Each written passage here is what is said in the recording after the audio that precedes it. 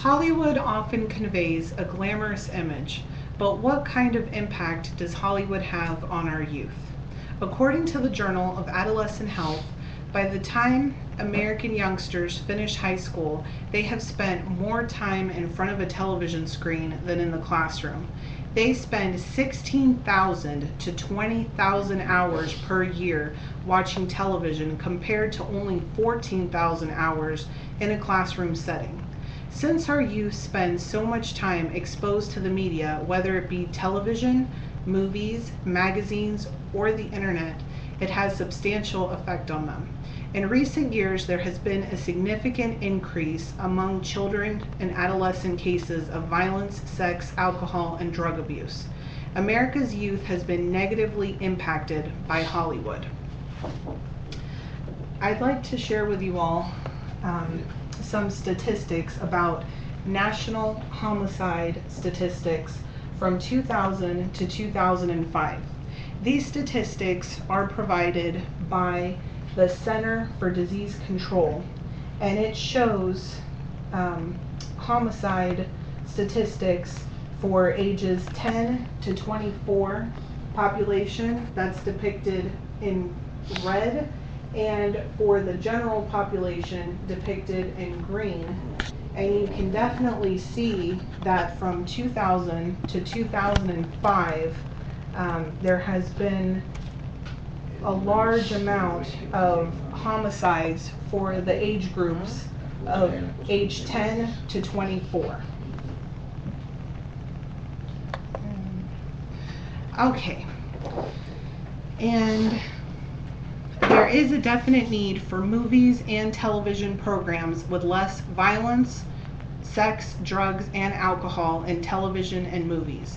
A studies by the Parent Television Council, which studied violence levels on television from 1998 to 2002, found that on major non-cable networks, depictions of violence were 41% more frequent during the 8 p.m. family hour and 134.4% more frequent during the 9 p.m. hour than in 1998. According to the Center for Media Literacy, there are 3 common themes with television violence. The first theme is that violence has no consequences. For example, the hero on a television show is never punished for his violent actions. Another theme is that violence drives the storyline. Many of the programs on television require a murder, fight, or crime to develop a story. The third theme is that there are always good guys and bad guys, and that the bad guys usually have to be completely bad to compensate for the violence that is taken against them. I do have some more statistics to show, and that is overall industry averages for 3 years comparing the violence on programs. The first set here shows percent of programs with violence. For year 1 it was 58%, for year 2 61%, and year 3 61%. And then for shows that had 4% with an anti-violence theme. And in year 3 that had gone down to 3%. So there's very few programs that are, promoting anti-violence. And this is the percent that shows long-term negative consequences, the percent with violence in realistic settings, and percent with bad characters who go unpunished. By year 3 it was up to 45% of programs. So there's definitely a need for programming with less violence. The Kaiser Foundation has reported that 81% of parents have seen their children imitate behavior that they have seen on television. Most psychologists are in agreement that what children learn has a long-lasting impact later on in life. According to the National Institute of Mental Health, there are 3 major effects of seeing violence on television.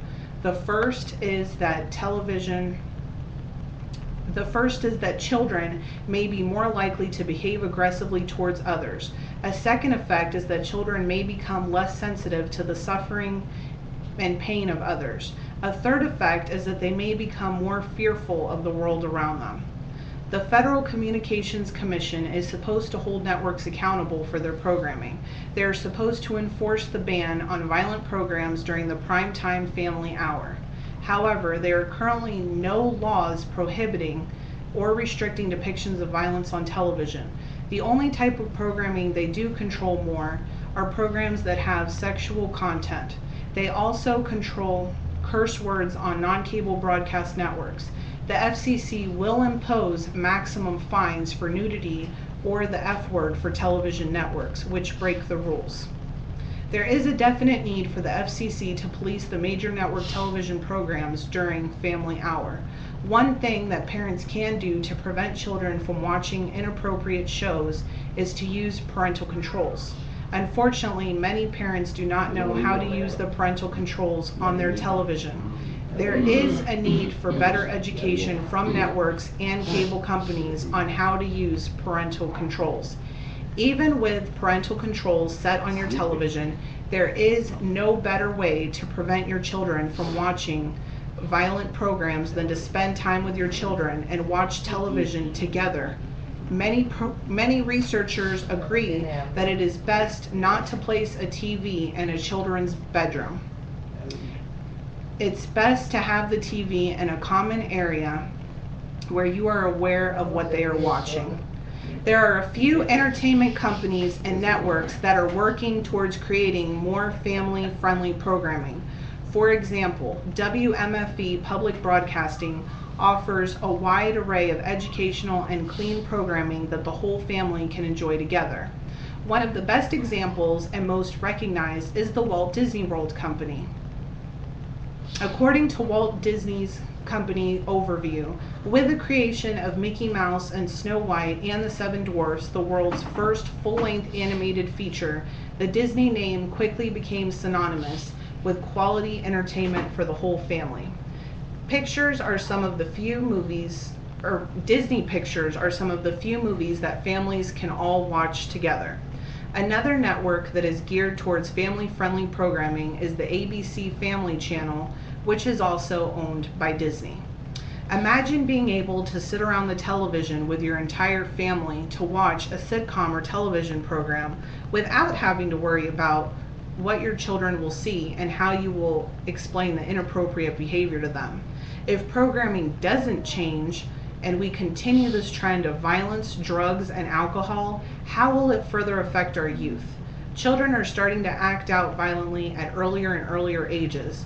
They're also engaging in sexual behavior and using alcohol and drugs at younger ages. What kind of influence do you want your programming to have on your children? There is much that can be done to change television programming and movies. The first thing that can be done is to support companies and local networks such as WMFE that are already showing family-friendly programs. You can make donations to WMFE at their website, www.wmfe.org. You can also contact the FCC and let them know that you would like them to better enforce the use of violent programmings during family hour on non-cable networks. You can find further information about the FCC at fcc.gov. The third thing that you can do to control the programming that your children watch is to learn how to use the parental controls on your television. And also, instead of placing the television in their bedroom, place it in a common area such as the living room so that you can enforce what they are watching. If we all work together and reject violent programming, we can make a significant difference in the lives of our children and America's youth. And now if anyone has any questions that they would like to ask about the speech. Yes, I'd like to ask something. At what age does children should start watching, those kind of programs on TV? Because eventually, even if you don't allow them to watch them, they will. So, about what age do you think